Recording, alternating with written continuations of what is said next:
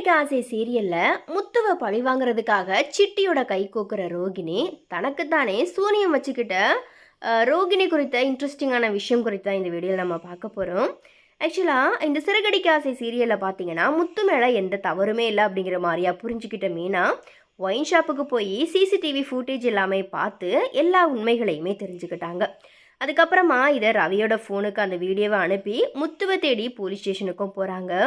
என்னுடைய கணவரை நான் சந்தேகப்பட்டுட்டேன், இந்த மாதிரியா முத்துவை பார்த்ததும் மீனா கட்டி பிடிச்சி அழுதும் மன்னிப்பும் கேட்குறாங்க. அதுக்கப்புறமா ரவி அந்த வீடியோவை மறுபடியும் சோஷியல் மீடியாவில் அனுப்பி யார் மேலே தவறு இருக்குது அப்படிங்கிறத போட்டு காட்டுற விதமாக முத்துவை வச்சே பேச சொல்லி ரவி வீடியோ எடுத்து அனுப்புகிறாரு. இதை பார்த்த அண்ணாமலை, நானும் என்னுடைய மகன் முத்துவை புரிஞ்சிக்கவே இல்லையே, இந்த மாதிரியா கண்ணீர் விட்டு அழுறாரு. உடனே வீட்டில் இருக்கிறவங்க எல்லாருமே இதை பார்க்கணும் அப்படிங்கிறதுக்காக டிவிலையும் இந்த வீடியோவை போட்டு எல்லாருக்குமே காட்டுறாரு அண்ணாமலை. தொடர்ந்து இந்த வீடியோவை போலீஸ் ஸ்டேஷனுக்கு அனுப்பி முத்து மேலே தவறு இல்லை அப்படிங்கிற மாதிரியா மீனா அண்ட் ரவி நிரூபிச்சிட்டாங்க. அடுத்ததாக போலீஸ் சிட்டியை அரெஸ்ட் பண்ணி போலீஸ் ஸ்டேஷனுக்கு கூட்டிகிட்டு வராங்க. சிட்டி வந்ததும் என் மேலே தவறு இருக்குது, அதுக்கு தண்டனையாக நான் 1 லட்சம் ரூபாய் பணத்தை நஷ்டஈடாக கொடுக்குறேன், இந்த மாதிரியா போலீஸ்கிட்ட சொல்கிறாரு. உடனே போலீஸ் முத்துக்கிட்ட உனக்கு ஓகே தானே இந்த மாதிரியா கேட்குறாங்க. அதுக்கு முத்து, தப்பு பண்ணிவிட்டு அதை பணத்தை கொடுத்து சரி செஞ்சால் எல்லாமே சரியாயிடுமா, இப்படி இருந்தால் தொடர்ந்து அவங்களுக்கு தப்பு பண்ணணும் அப்படிங்கிற மாதிரியா தான் தோணும். அதனால் தப்பு பண்ணும்போது இனி தண்டனை கிடைக்கிறோம் அப்படிங்கிற பயம் வரணும். எனக்கு 1 லட்சம் ரூபாய் பணம் எல்லாம் வேண்டாம், அவர் மேலே நான் கம்ப்ளைண்ட் கொடுக்குறேன், நீங்கள் சட்டப்படி என்ன பண்ணணுமோ அதை செய்யுங்க, இந்த மாதிரியா முத்து போலீஸ்கிட்ட சொல்லிடுறாரு.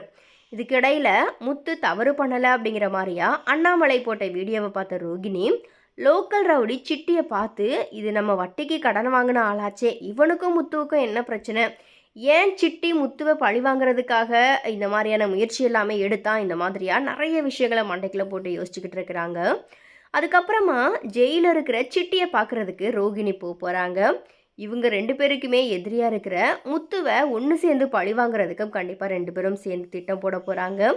ஆனால் இது வரைக்கும் தனியாக இருந்து ரோகிணி எல்லா பொய் பித்தலாட்டம் எல்லாமே பண்ணதுனால தான் மாட்டாமல் தப்பிச்சுக்கிட்டு இருக்கிறாங்க. இப்போது ரவுடி சிட்டியோட சேர்ந்து முத்துவை கவுக்க பிளான் பண்ணாங்க அப்படின்னா கண்டிப்பாக கூடிய சீக்கிரமே ரோகிணியோட முகத்திரை எல்லாருக்குமே தெரிய வரப்போகுது. இது தெரியாமல் தனக்குத்தானே ரோகிணி இப்போ ஆப்பு தேடிக்கிறாங்க அப்படிங்கிற மாதிரியா ரசிகர்கள் வந்துட்டு பேசிக்கிறாங்க.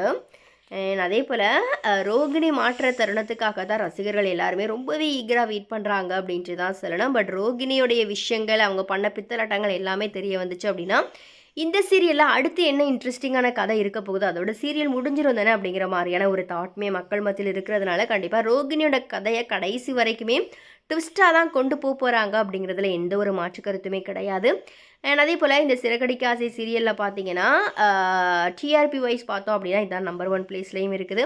அண்ட் அதே போல் கதை ரொம்ப ஸ்பீடாக போகுது, எதனா ஒரு ட்விஸ்ட் வச்சாங்க அப்படின்னா அதை வளவலா கொலக்கொலான்னு இழுக்காமல் டேரக்டர் கதையை ரொம்ப ஸ்பீடாக கொண்டு போகிறாரு அப்படிங்கிற மாதிரியான கருத்துக்களுமே மக்கள்கிட்ட இருக்குது.